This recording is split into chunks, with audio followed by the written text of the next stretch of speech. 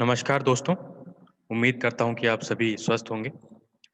Dynamics of machine के lecture series में आपका स्वागत है।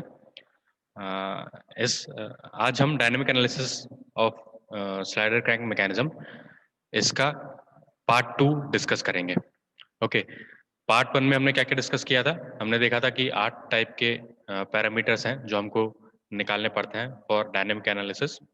हमने पिछले पार्ट 1 में गैस फोर्स, इनर्शिया फोर्स और पिस्टन एफर्ट को डिस्कस कर चुके हैं। ओके, आज हम पैरामीटर नंबर 4 से लेके 8 तक डिस्कस करेंगे इस वीडियो में।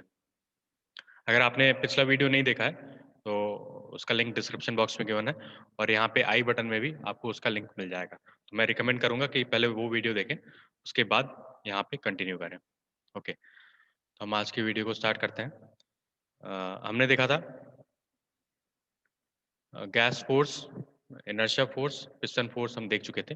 हम नॉर्मल रिएक्शन जो है, जो कि फोर्थ पैरामीटर है नॉर्मल रिएक्शन, इससे स्टार्ट करेंगे।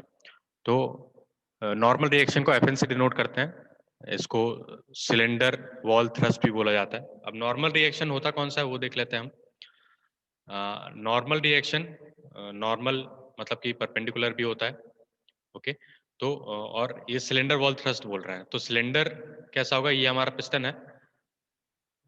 सिलेंडर कुछ इस टाइप से होगा, राइट? तो इस सिलेंडर वॉल के नॉर्मल जो थ्रस्ट लग रहा होगा वो कहलाएगा सिलेंडर वॉल थ्रस्ट या फिर नॉर्मल रिएक्शन। ओके, तो यहाँ पे गैसेस बर्न हो रही होंगी और ये पिस्टन को इस तरह से पुश करेंगी। बट क्योंकि कोई भी मैन्युफैक्चर्ड पार्ट हमेशा परफेक्ट नहीं होता है, सिस्टम परफेक्ट नहीं होता है, उसमें कुछ ना कुछ वाइब्रेशंस होते हैं। तो पिस्टन नो डाउट उसका जो प्राइमरी मूवमेंट है वो टू एंड फ्रो है, बट वाइब्रेशन के कारण वो इस सिलेंडर के वॉल्स पे भी कुछ फोर्स एक्सर्ट करता है इन नॉर्मल डायरेक्शन। ओके, इस डायरेक्शन में फोर्स एक्सर्ट करेगा। तो यही वाला फोर्स हमको डिटरमाइन करना है इस पैरामीटर नंबर 4 में, विच इज नॉर्मल रिएक्शन या फिर सिलेंडर वॉल थ्रस्ट। तो इसमें हम देख लेते हैं सबसे पहले जो जो फोर्सेस हैं। इस डायग्राम को सबसे पहले समझना बहुत जरूरी है। ओके, तो पहले हम ये डायग्राम समझते हैं। गैस फोर्स इस डायरेक्शन में लग रहा था, तो इसने पिस्टन को पुश किया।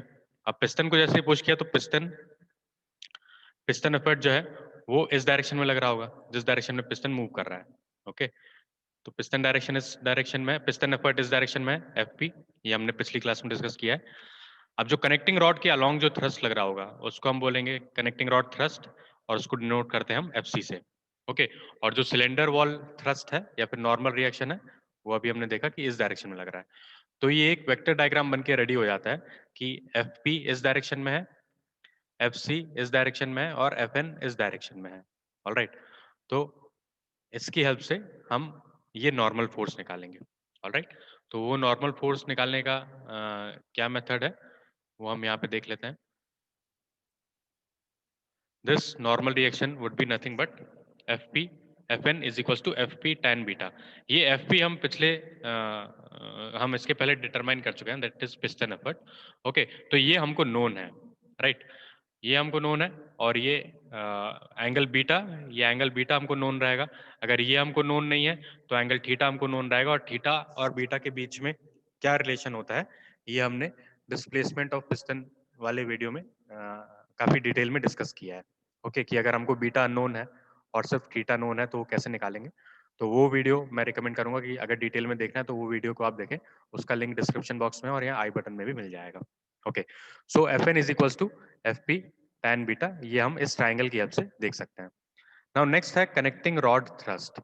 अब ये जो एफ सी है ये हम कैसे निकालेंगे?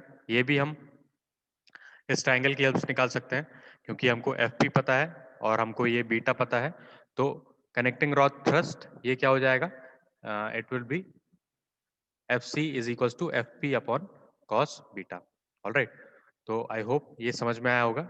अगेन इसी ट्राइंगल की हेल्प से हम एफ पी नोन है, बीटा हमारे पास होगा, तो हम वहां से F see that is connecting rod thrust ये निकाल सकते हैं। Okay, now next parameter is main bearing reaction. Okay, main bearing reaction जिसको एफ बी बोलते हैं। तो मेन बियरिंग रिएक्शन क्या होगा? अब ये जो क्रैंक शाफ्ट है, यहाँ पे जो क्रैंक शाफ्ट लगा होगा वो शाफ्ट कैसे सपोर्टेड होगा? बियरिंग्स के थ्रू सपोर्टेड होगा। तो इस शाफ्ट पे जो भी लोड आएगा वो ट्रांसमिट कहाँ होगा, बेयरिंग पे लोड ट्रांसमिट होगा, राइट। तो इसलिए ये इसको हमने बोला है मेन बेयरिंग रिएक्शन। अब देखिए इस डायग्राम में ये वाला जो कनेक्टिंग रॉड थ्रस्ट है ये इसी डायरेक्शन में जाएगा। अब इस थ्रस्ट को हमने दो कंपोनेंट्स में डिवाइड किया। ओके, फर्स्ट कंपोनेंट क्या है, उसका एक ये कंपोनेंट है एफ और ये कंपोनेंट है एफ टी। ऑलराइट, अब ये एंगल जो है एक्सटेंडेड एफ सी जो है एक्सटेंडेड कनेक्टिंग रॉड थ्रस्ट है वो, और इस क्रैंक, ये वाला हमारा क्रैंक है जो रेडियस आर है, राइट। ओके, ये इन दोनों के बीच जो एंगल होगा ये होगा थीटा प्लस बीटा। अब ये कैसे, ये सिंपल ट्राइंगल की प्रॉपर्टी से हमको मिलता है that exterior angle is equals to sum of interior opposite angles. तो ये जैसे एक ट्राइंगल है, ओके, तो ये वाला जो एंगल है ये इसका एक्सटीरियर एंगल हो जाएगा, है ना। किसी एक लाइन को हमको सीधा उसी डायरेक्शन में एक्सटेंड करना होता है। ओके, तो अगर ये एंगल ए है और ये एंगल बी है, राइट, तो ये जो एक्सटीरियर एंगल होगा ये क्या होगा, it will be the sum of opposite interior angles. So this angle would be this angle a plus angle b. Okay, तो ये आप ऑलरेडी 11th 10th क्लास में पढ़ चुके होंगे। ऑलराइट, सो ये एंगल थीटा प्लस बीटा हो गया। अब ये जो एफ सी है, एफ सी जो है इसको दो परपेंडिकुलर कंपोनेंट्स में हमने डिवाइड किया है। तो एक उसका कंपोनेंट है एफ बी और एक उसका कंपोनेंट है एफ टी। तो ये एफ बी क्या हो जाएगा, f b would be nothing but cos component of this f c. So f b will be equals to cos theta plus beta, है ना। और ये एफ टी क्या हो जाएगा, ये साइन कंपोनेंट हो जाएगा एफ सी का। तो f c would be equals to f t would be equals to f c sine theta plus beta. Okay, अब हमको हमारा ऑब्जेक्टिव ये है कि जो भी हम फोर्सेस को डिटरमाइन करें या जो भी पैरामीटर्स को हम डिटरमाइन करें सबको हम एफ पी के टर्म्स में लिखें, मतलब पिस्टन एफर्ट के टर्म्स में लिखें, क्योंकि सबसे पहली चीज हमको वही निकालनी होती है, ठीक है, गैस फोर्स निकालने के बाद। तो ये सब कुछ हम कन्वर्ट करेंगे, जहां जहां भी एफ सी होगा उसको हम रिप्लेस करेंगे एफ पी से, और एफ पी और एफ सी के बीच में हमने रिलेशन अभी निकाला है। ओके, तो ये फिगर आई होप आपको समझ में आया होगा, ये समझना काफी जरूरी है। अगर ये समझ में नहीं आया तो फिर से मैं रिपीट कर देता हूँ। एक कुछ इस तरह का कोऑर्डिनेट सिस्टम अगर है और ये फोर्स है, मान लेते हैं ये एफ सी फोर्स है और ये जो एंगल है ये थीटा प्लस बीटा है। ओके, तो उसका ये वाला कंपोनेंट क्या हो जाएगा, इस फोर्स का ये एक्स डायरेक्शन में कंपोनेंट क्या हो जाएगा, कॉस कंपोनेंट हो जाएगा।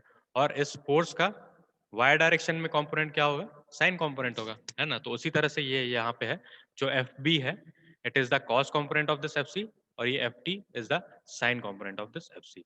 ओके, सो आई होप ये डायग्राम समझ में आया होगा। तो इसी की हेल्प से हम आगे ये मेन बियरिंग रिएक्शन ये निकालेंगे। तो मेन बियरिंग रिएक्शन क्या है, f b, f b is the cos component of f c. तो एफ बी क्या हो जाएगा, ये रहा f b, f b is f c cos theta plus beta. Okay, एक और चीज जो यहाँ पे बताना रह गया कि इन दोनों के बीच ये जो दो कंपोनेंट्स हैं इन दोनों के बीच में जो एंगल है ये 90 डिग्री रहेगा, राइट। जैसा कि एक्स वाई कोऑर्डिनेट सिस्टम में होता है, इन दोनों के बीच में ये एंगल 90 डिग्री रहता है ना। तो वही चीज यहाँ पे है। ओके, नाउ नेक्स्ट थिंग हमको क्या निकालना है, मेन बियरिंग रिएक्शन ये निकाल दिया। अगेन हमने ये जो एफ सी है, एफ सी जो है इसको हमने एफ पी के टर्म्स में लिखा है, ठीक है। तो f c is equal to f p upon cos beta होता है, वो चीज हमने यहाँ पे सब्स्टिट्यूट कर दिया। तो मेन बियरिंग रिएक्शन भी एफ पी के टर्म्स में आ गया। ओके, नाउ सेवेंथ पैरामीटर क्या है, क्रैंक एफर्ट। तो क्रैंक कितना एफर्ट लगा रहा है वो चीज हमको निकालना है, तो एफ टी से निकालेंगे हम। और एफ टी क्या है, f t is the sine component of this f c, ठीक है। तो f t would be equals to f c sine theta plus beta. Okay, तो वो चीज यहाँ पे लिखिए। और अगेन हमने एफ सी को सब्स्टिट्यूट कर दिया एफ पी के टर्म्स में इस इक्वेशन से। तो हमारे पास क्रैंक एफर्ट एफ टी निकल के आता है F P sign theta plus beta upon cos beta. और जो लास्ट चीज बचती है वो है turning moment, it is the torque generated by the engine. Okay, तो मोमेंट क्या होता है, moment is force multiplied by perpendicular direction. Okay, force multiplied by perpendicular distance. Okay, तो ये एफ टी जो फोर्स है this is perpendicular to this shaft T. Okay, तो this F T multiplied by this distance. Okay, और ये distance क्या है हमारा? Crank radius. ओके, तो टॉर्क क्या हो जाएगा या फिर टर्निंग मोमेंट क्या हो जाएगा?